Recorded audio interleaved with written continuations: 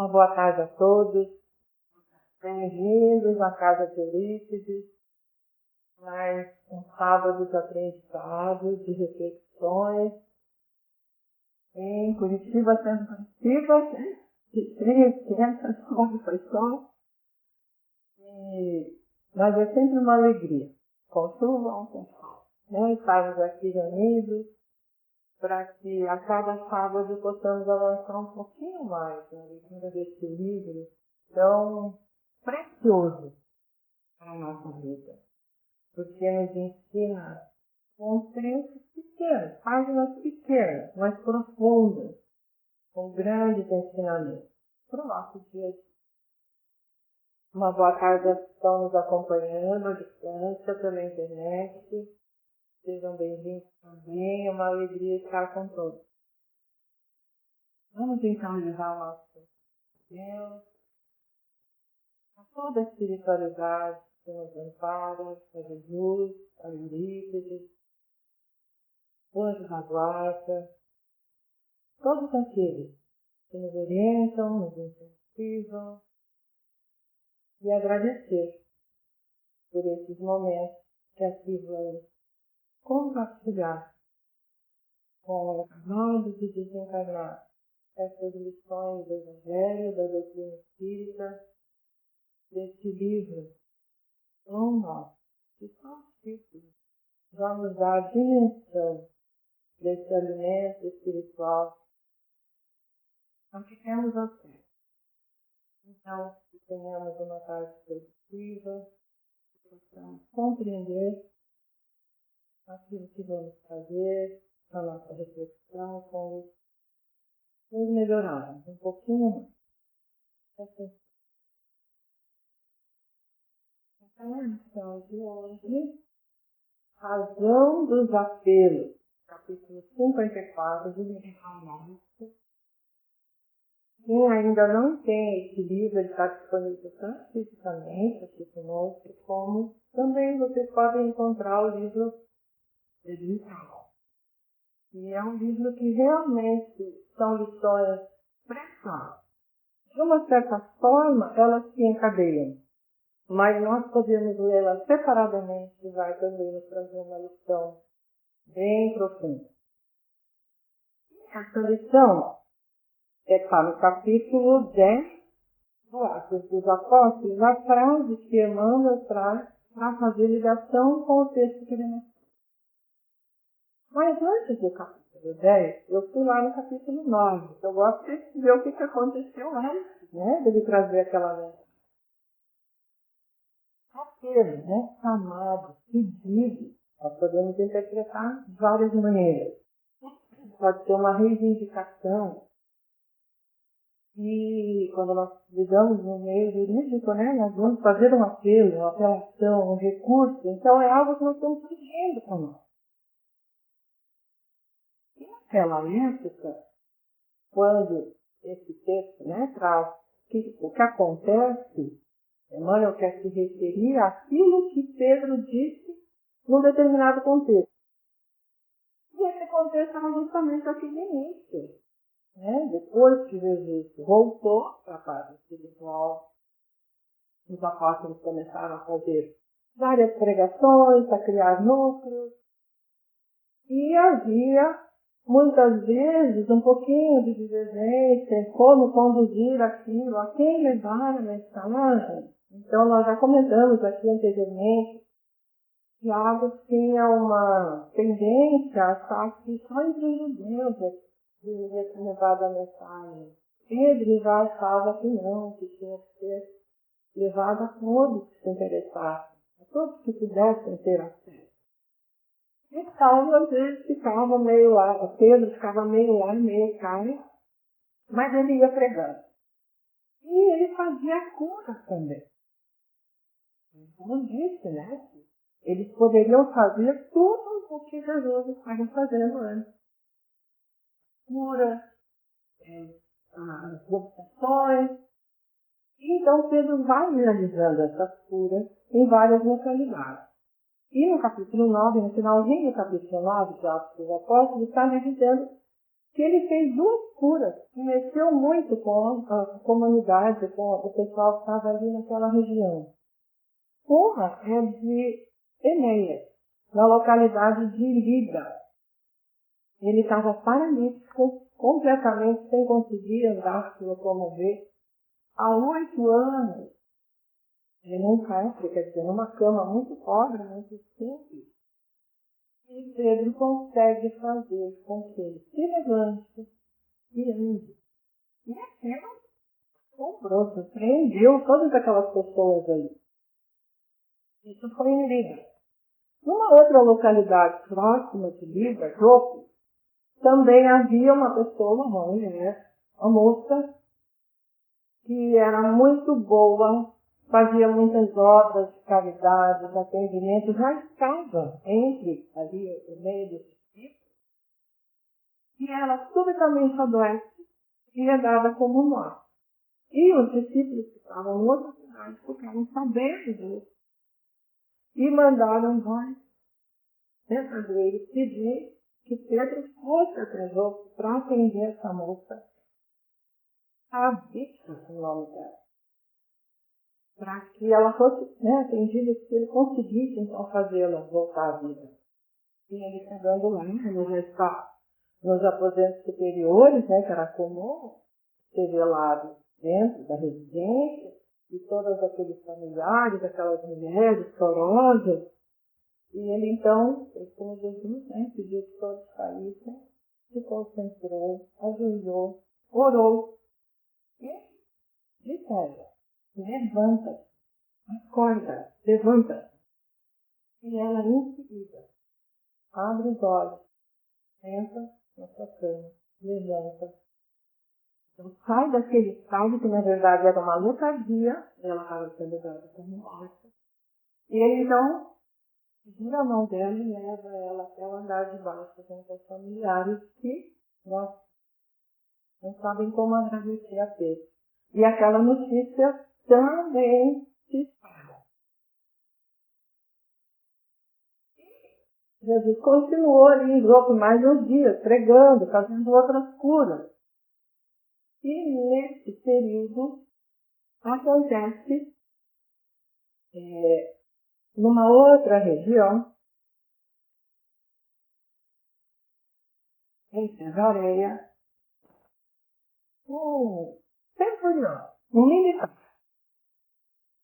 que vai ficar envolvendo esses comentários aqui, ali, das curas que os discípulos faziam, que os apóstolos faziam, que Pedro tinha acabado de fazer em Lida, em Jope.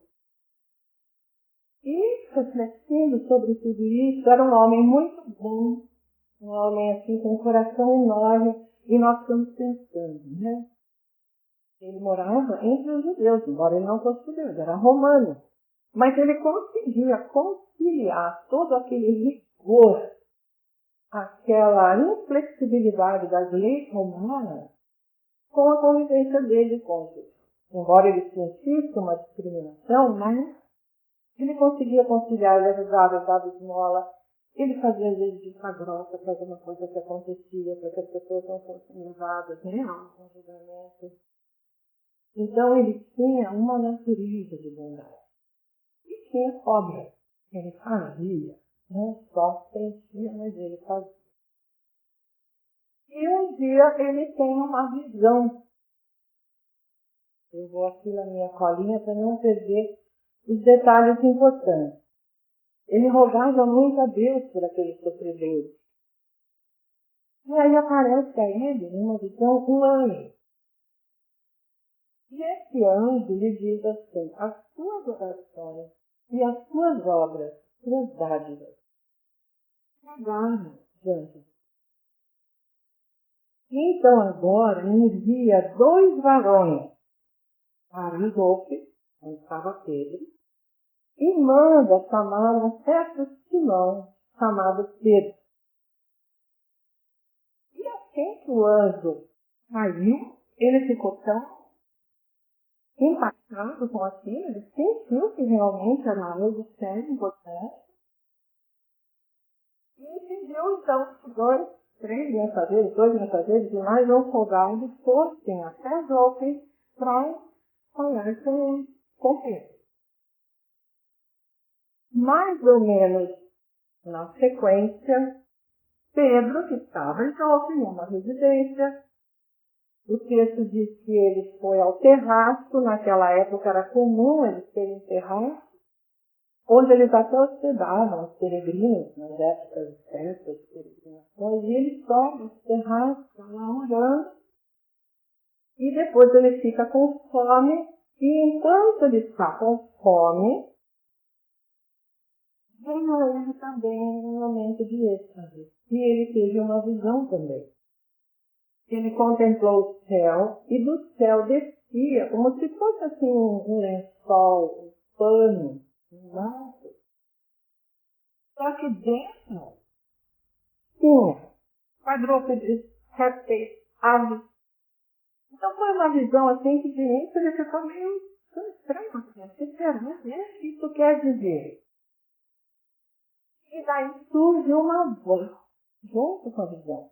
E a voz lhe diz assim: Pedro, sacrifica e come. Ele só que não diz. Pedro não é de convencer fácil, né? Nós sabemos disso. E ele diz: de modo nenhum, jamais comi coisa alguma impura. Porque aqueles alimentos que estavam ali seriam considerados impuros. Pela segunda vez, a voz fala novamente: as coisas que Deus purificou, não as tornes tu impuras, comum. Querendo dizer, quem disse que essas coisas são impuras? E ele tem, e a voz tem que falar uma terceira vez, parece que 3 vezes consegue entender. E aí, finalmente, ele fica convencido da mensagem que em seguida fala.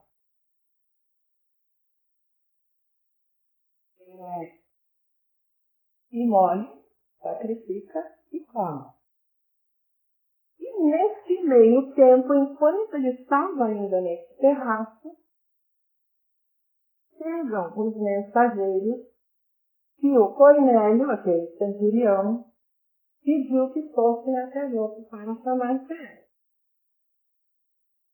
E dizem para ele: o nosso superior disse que teve uma visão e que nessa visão a voz lhe disse para vir aqui te chamar. E aí Pedro, na mesma hora, liga uma coisa para outra. Porque mesmo eram alimentos que seriam, né, na cabeça de Pedro, segundo os judeus considerados impuros.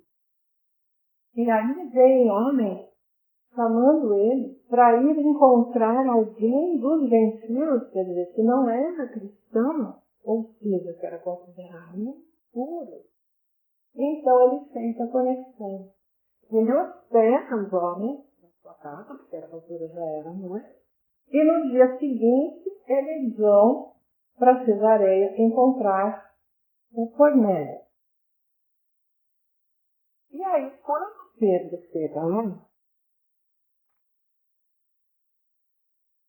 ele diz assim: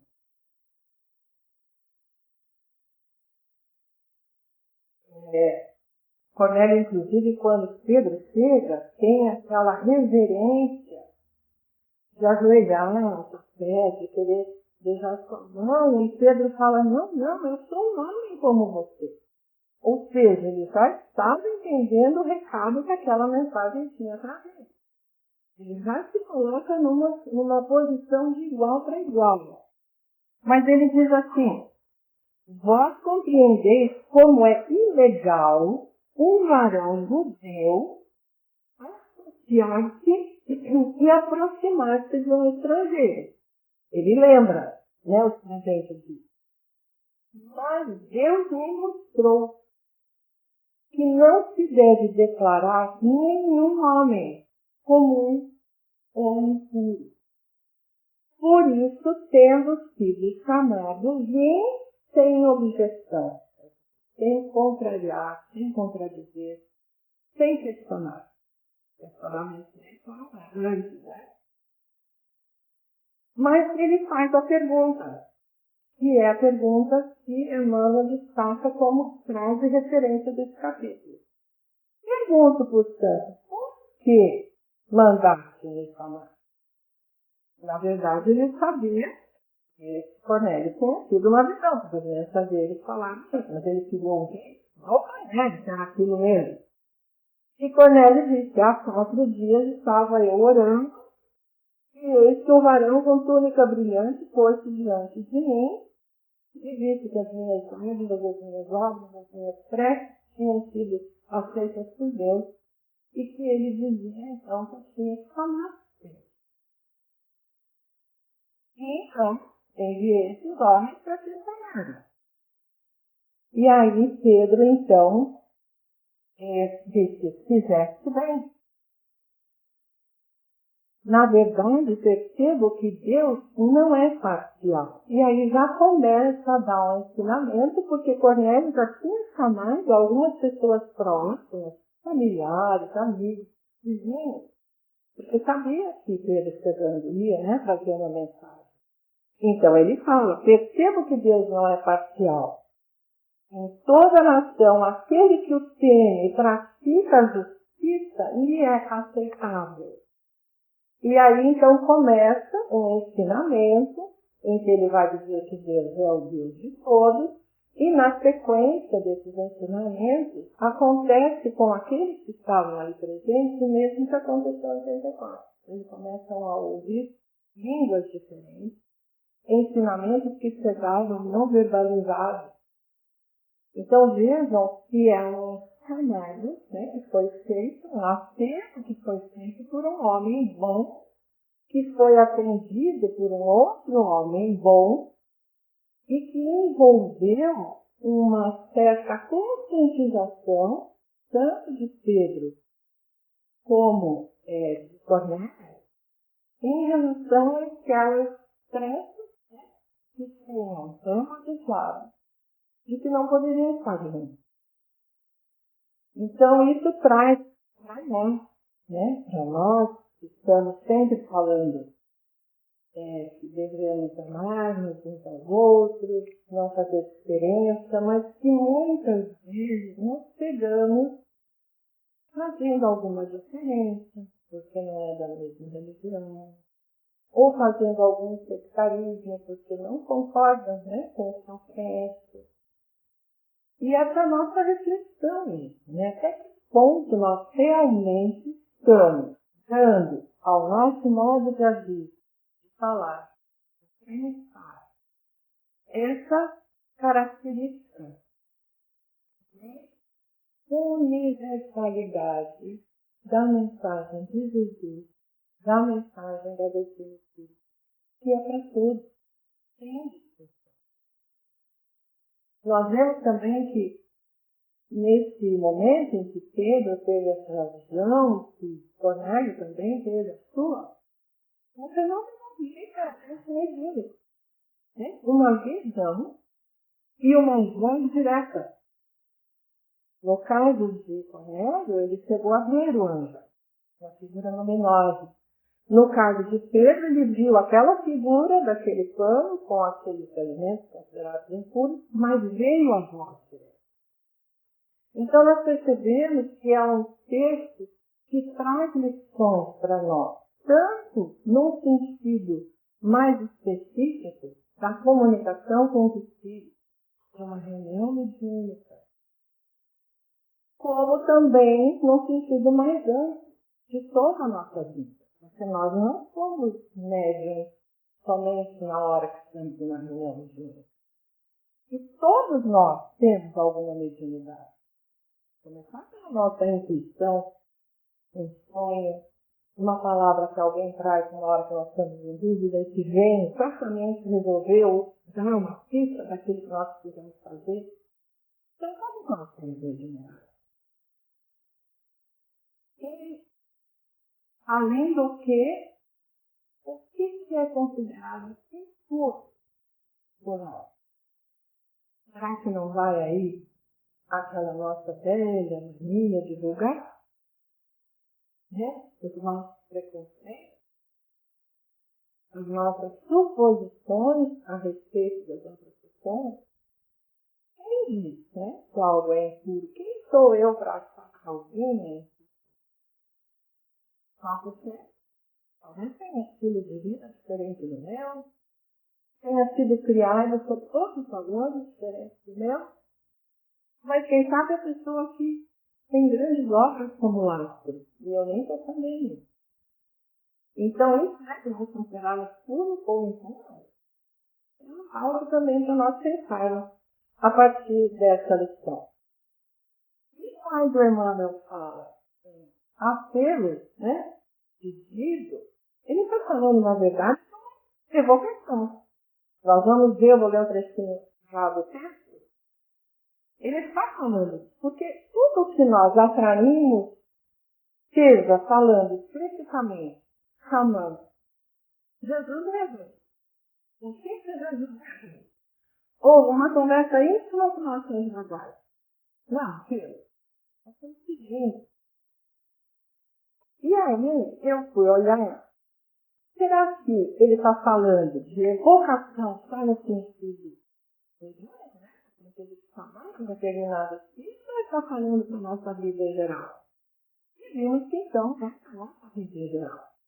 E a frase, então, que ele traz como referência, né? Eu já li um pouquinho naquele texto, pelo que temos também, é Pedro falando a Cornélio, vim sem contradição, sem objeção.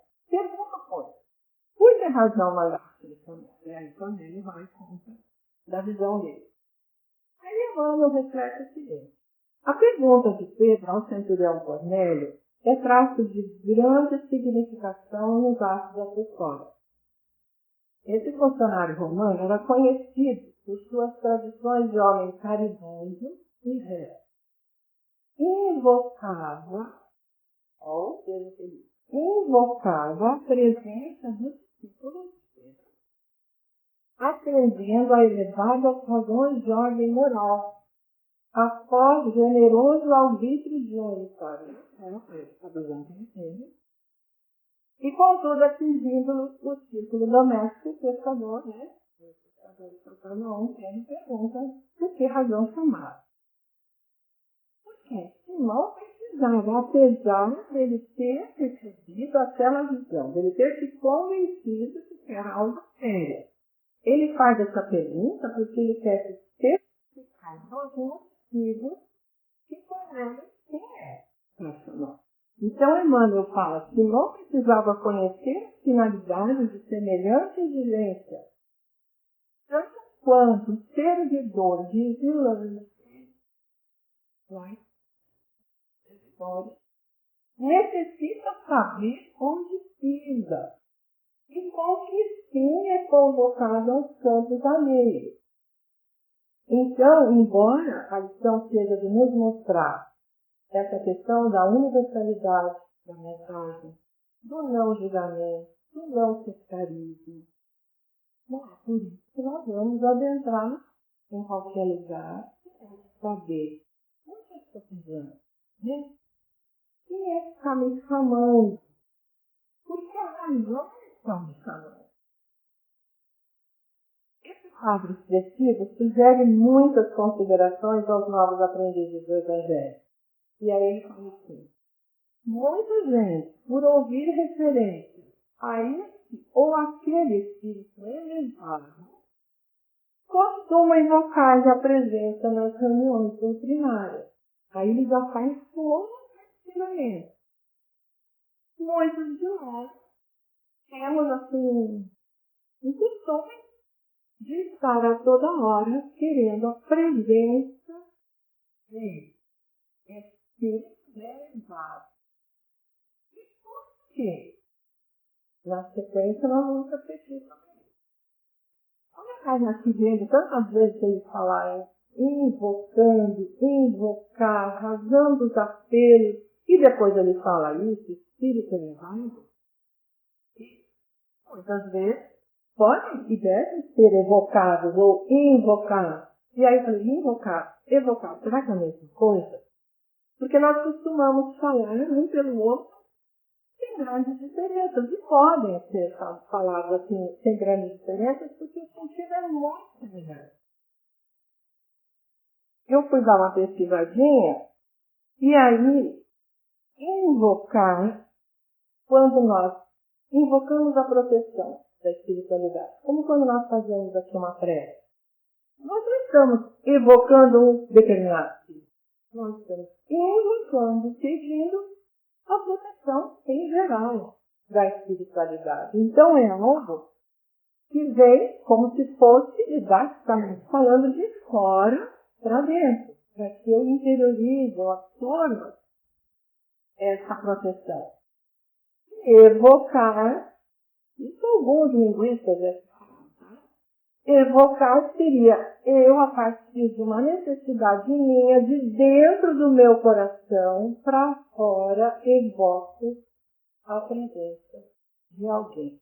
Mas no fim das contas, qualquer que esteja evocando ou invocando, nós vamos receber alguma mensagem, vamos. E vamos interiorizar essa mensagem.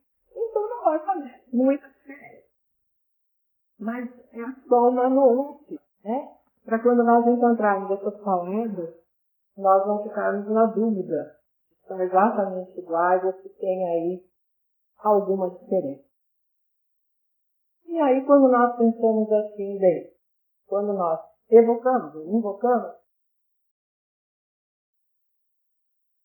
a proteção ou determinado espírito, nós vamos fazer isso na prece? Seja uma prece geral, para a espiritualidade em geral, seja uma prece específica, para o anjo da guarda, para os católicos, ou para quem não é católico, mas que tem a figura de um santo católico, alguém com quem está seguindo, ou um espírito que nos é muito caro, familiar, é uma coisa mais dirigida. Sim, é uma invocação, é a primeira frase do capítulo 27 da prece no Evangelho. A prece é uma, a primeira parte do segundo parágrafo do capítulo. A prece é uma invocação. Nós estamos sim pedindo, apelando a um espírito mais elevado que nos assista. E aí? Sempre ele vai nos assistir? Sempre ele vai atender ao nosso apelo? Ele vai nos assistir. Mas nem ele vai atender ao nosso apelo. Nós sabemos disso. Porque nem sempre aquilo que nós pedimos é o que nós precisamos naquele momento. É o que nós necessitamos. É o mais adequado. Então, assistir, ele vai assistir. Como nós vemos lá no Evangelho. Vamos trazer confiança, coragem, a nos ajudar a discernir sobre a situação, mas nem sempre vão trazer de mão beijada aquilo que nós pedimos. Por essas razões. Da mesma forma, estamos numa reunião e por alguma razão entendemos coletivamente que é importante evocar um determinado espírito. Sempre vamos ter uma resposta? Sim, nós sempre vamos ter uma resposta. Não necessariamente daquele espírito que nós evocamos. Porque não é porque nós evocamos que o espírito é obrigado a agir. E aí nós podemos ir lá no livro dos médiuns, no capítulo 25, e é até um tema que está sendo estudado pelo grupo de estudo da mediunidade, né? Nós estamos exatamente nessa parte. Quem podemos evocar? O que precisa, né, para que um espírito possa atender, possa vir responder?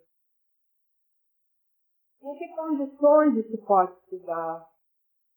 Então, o espírito pode eventualmente estar numa missão importante e ainda não está, por exemplo, num estado de elevação que ele possa irradiar para vários lugares. Ele não pode ser perturbado naquele momento. Ele manda ele sai, alguém do seu grupo de trabalho, alguém que está afinido, que seja pertinho em termos de conhecimento, de grau de elevação, para nos atender. E não necessariamente ser aquele que nós amamos. ele pode até dizer que é. E não tem isso nenhum problema. Kardec deixa isso muito claro no livro dos Médiuns. Muitas vezes, aqueles que vêm dando determinado nome, não necessariamente são exatamente aqueles que têm. Pode ser que o grupo não esteja em condições, naquele dia, por alguma razão, harmonizado o suficiente para receber assim um espírito mais elevado. Tem um vídeo do Haroldo que ele conta daquelas reuniões que aconteceram, que deram origem ao livro Instruções Psicofônicas. Estava presente o Chico, o Arnaldo Rocha que organizava essa reunião, e eram carimbados, experientes, pessoas ali que estavam engajadas no trabalho espírita, não era um grupo iniciante. E ele conta que teve uma vez, do espírito que viria começar a manifestação, com todo o preparo que eles tinham. Isso não está no livro, mas depois eu fui procurar esse capítulo e vi que de início o espírito que veio anunciar esse outro fala que rogava a todos que mantivessem o recolhimento, a harmonia. Ele faz assim uma introduçãozinha, mas conta o Arnaldo Rocha, o Haroldo estava falando, que o espírito tem dar uma faladinha no grupo, né? Um grupo onde estava fazer. Então eu fico imaginando, eles vão estar aqui, as coisas estão tão preparadas, né? Tão harmonizados, será que estão mesmo? Nem sempre, né? A gente sabe que pode. Não é por isso que nós vamos nos considerar ineptos para isso. Não é isso. Mas como é importante nós mantermos esse equilíbrio, né? Essa serenidade, essa conduta que, na verdade, é com a conduta que nós temos no dia a dia, em todas as horas, é que nós vamos refletir essa harmonia, é que nós vamos conseguir manter essa coesão fluídica, essa sintonia boa que possa ser que venham comunicações que nós estamos apelando, né? Sejam atendidas. E voltando à questão da prece, é o mesmo mecanismo. Como é que está o nosso lastro de obras, de atitude, de relacionamento? Será que isso está consistente para que esse meu apelo seja atendido, seja respondido? Será que nós realmente estamos dando o melhor de nós a cada dia, de uma forma bem consciente? E quando a gente pensa em prece, se nós olharmos lá no Evangelho segundo o Espiritismo, nós vamos ver que não é à toa que a prece, o capítulo sobre a prece, é o penúltimo. E em seguida só vem aquele que traz modelos, exemplos de prece. Por que será que a prece está lá no final? Aí eu fiquei pensando, se nós olharmos o início, primeiro Kardec situa João Ponto de Si, né? O que vai tratar aquilo ali? O que significa a mensagem de Jesus? Ele não veio destruir a lei, né?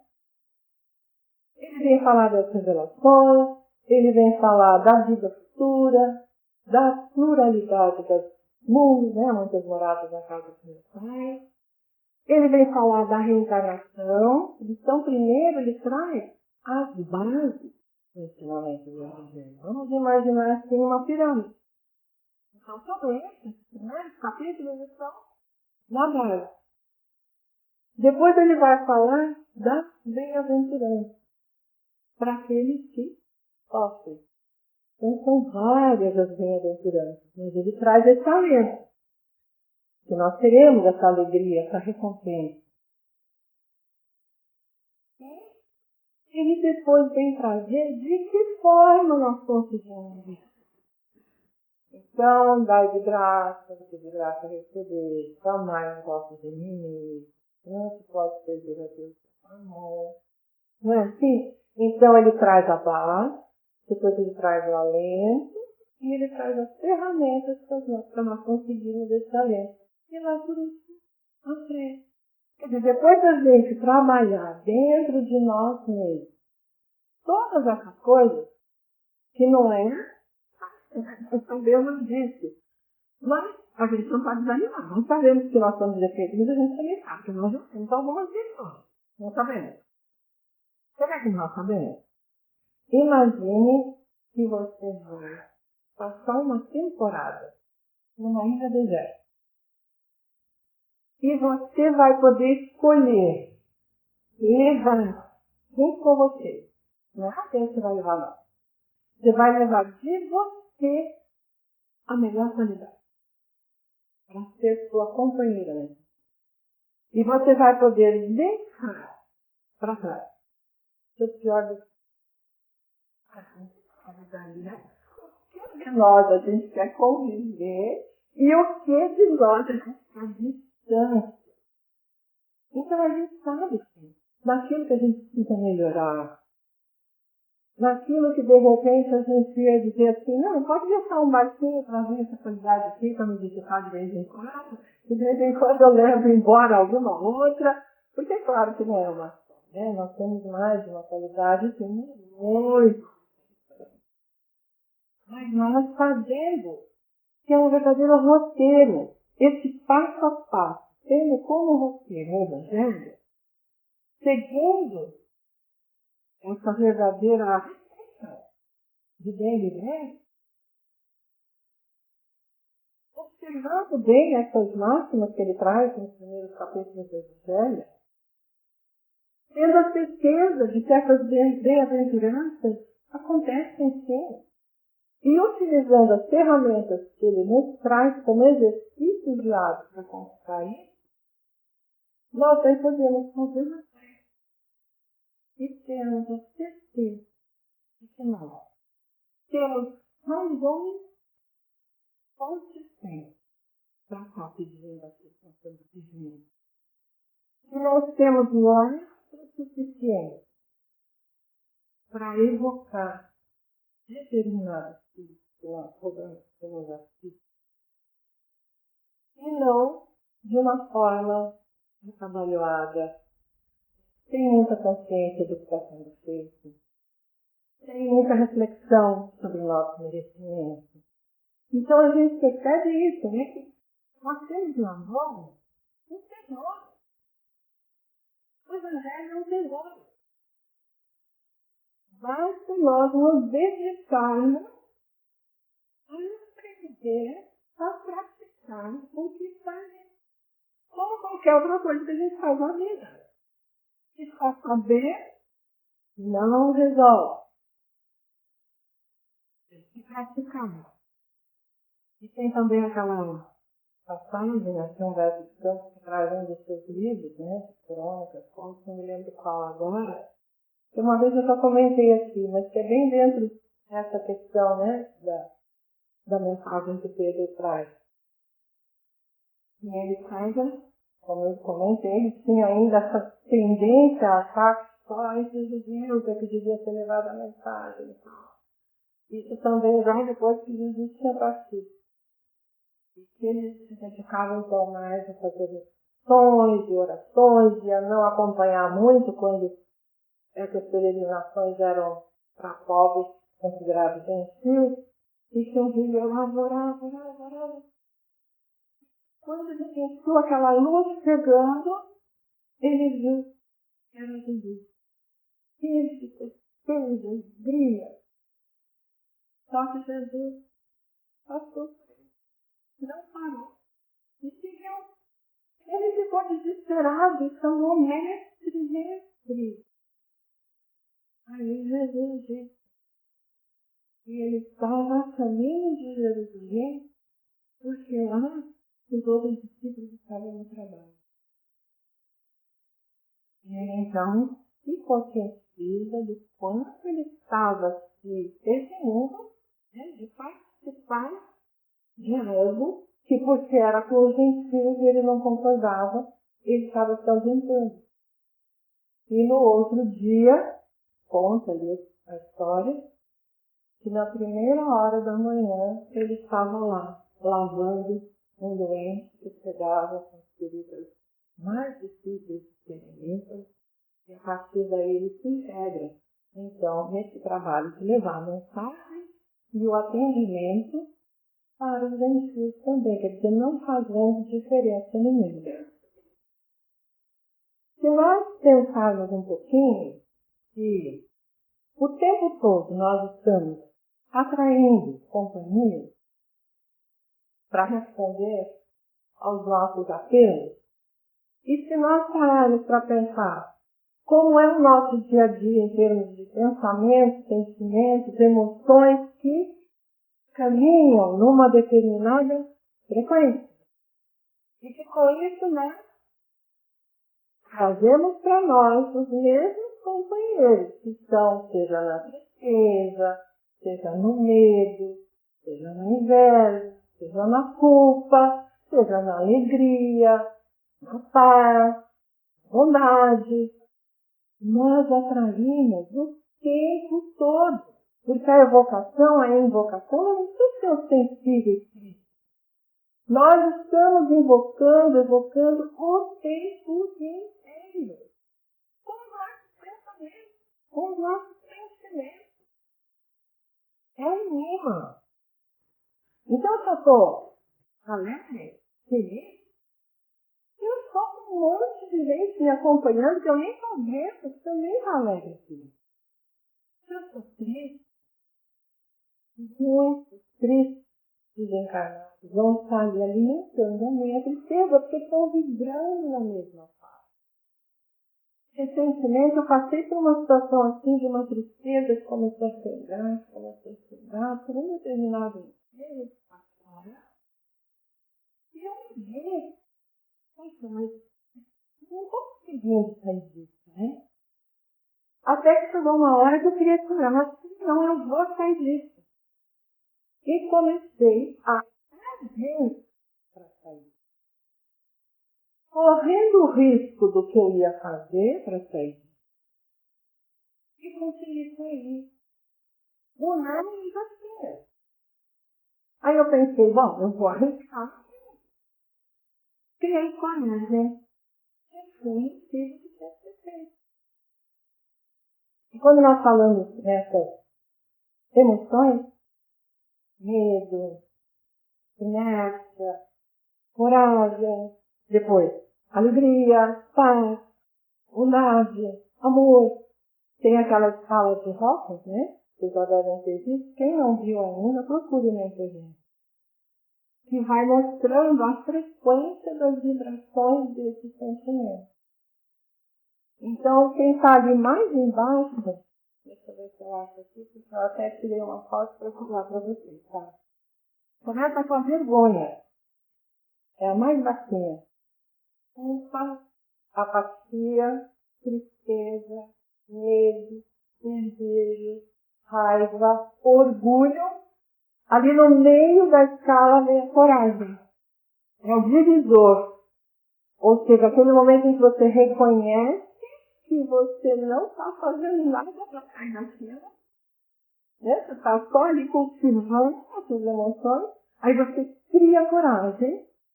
Aí vem a neutralidade. Quer dizer, você olha a situação exatamente como ela é. Com a vontade, aceitação, razão. Não vou fazer de qualquer jeito, vou fazer o melhor possível. Amor. Você imprime amor naquilo que você está fazendo e aquilo vai te trazer alegria, paz e a mais alta, iluminação.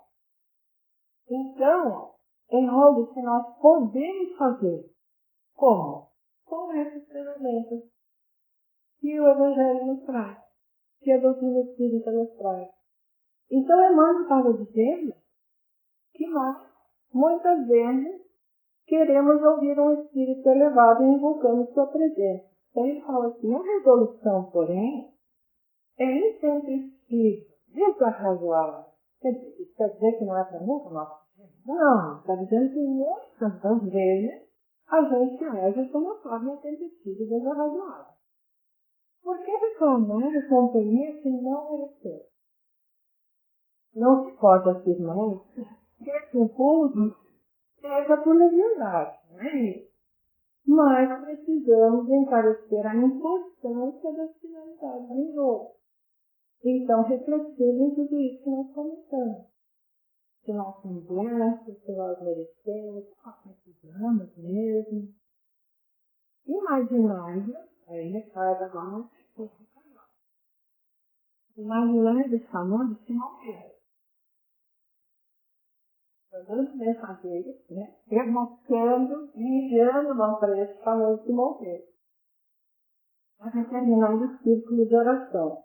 E figuremos, vamos imaginar, a oficiência, a aceitação do venerável apóstolo Mateus. Então vamos supor que ele consiga bem.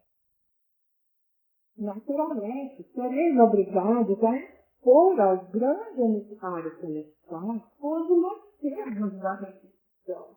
Ele vai fazer para nós a mesma pergunta que ele fez para o Cornélio. Como é que falar? E pensando no bom senso, as nossas atitudes mentais, indaguemos de nós mesmos.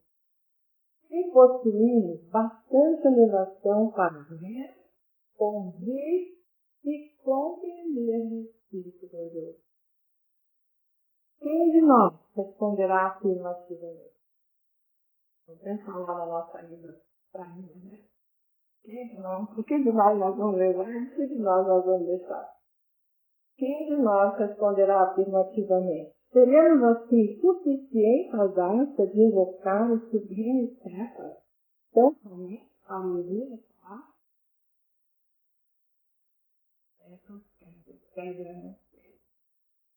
Então, é uma reflexão importante para nós, e principalmente, eu penso, nessa questão de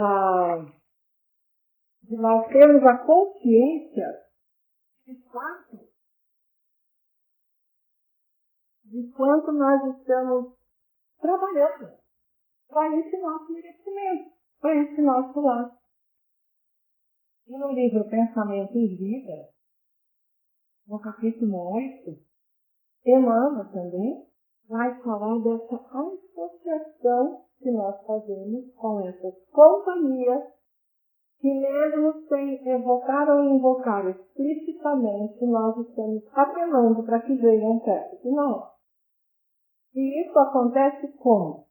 Pelo nosso pensamento, pelo sentimento, pelas nossas ações. E aí ele diz assim, no finalzinho, toda brecha de sombra em nossa personalidade retrata uma sombra maior. Qual pequenino foco infeccioso, que abandonado a si mesmo, pode converter-se dentro de algumas horas num bolo pestífero de imensa proporção.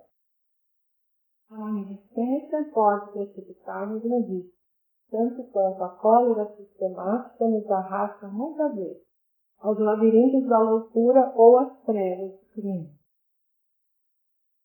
Pensando, conversando ou trabalhando a força de nossas ideias, palavras, alcança de momento um potencial tantas vezes maior quanto sejam as pessoas encarnadas ou não que concordam conosco, que estão sintonizadas conosco.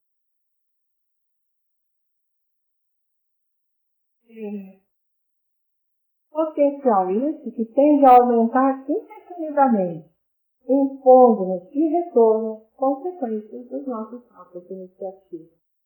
Que sejamos assim, procurando incessantemente o bem, ajudando, aprendendo, servindo, desculpando, amando, porque nessa atitude refletiremos os cultivadores da luz, resolvendo com segurança o nosso problema de companhia. Então, vamos cuidar das nossas companheiras. Era o que nós trouxemos para hoje. Agradeço àqueles que estão em casa, que possam oportunamente vir aqui presencialmente. Uma boa tarde, um bom fim de semana.